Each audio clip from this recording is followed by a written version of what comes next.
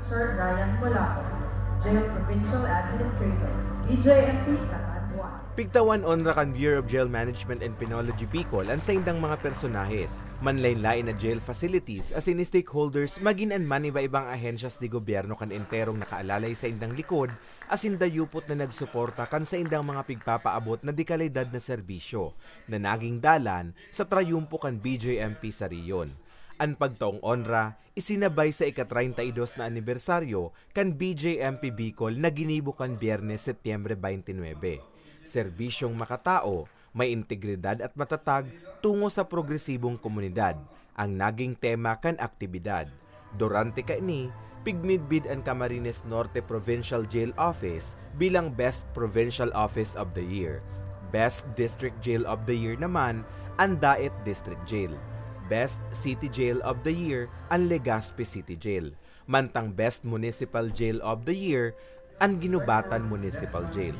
Pigtawan manin pag-umaw sa okasyon ang Warden of the Year na sinda Jail Chief Inspector Tedler Samonte kan Sorsogon City District Jail.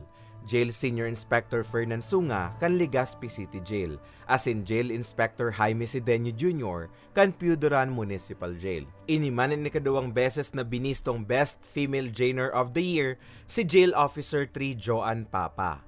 With the guide and supervision of our OIC District Jail Warden, kami yung pioneer ng Region 5 na College Education Behind Bars na one recipient, one PDL na nag-undergo, nagka-college na sa Iriga City District Jail.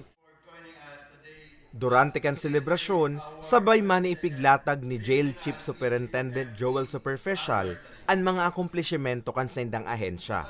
Data shows that in 2021, the congestion rate is 186%. Pag-celebrate namin ng 32nd anniversary, I think maraming changes na nangyari na sa BJMP, not only here sa Region 5 but sa buong Pilipinas.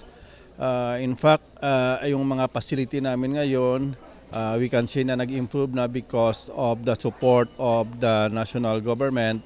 Nagkaroon tayo ng mga pondo na para makapagtayo ng mga structure to address the congestion of our facility.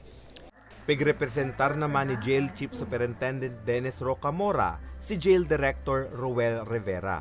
Kinilala kaagad ng Institute for the Solidarity of Asia o yung ISA.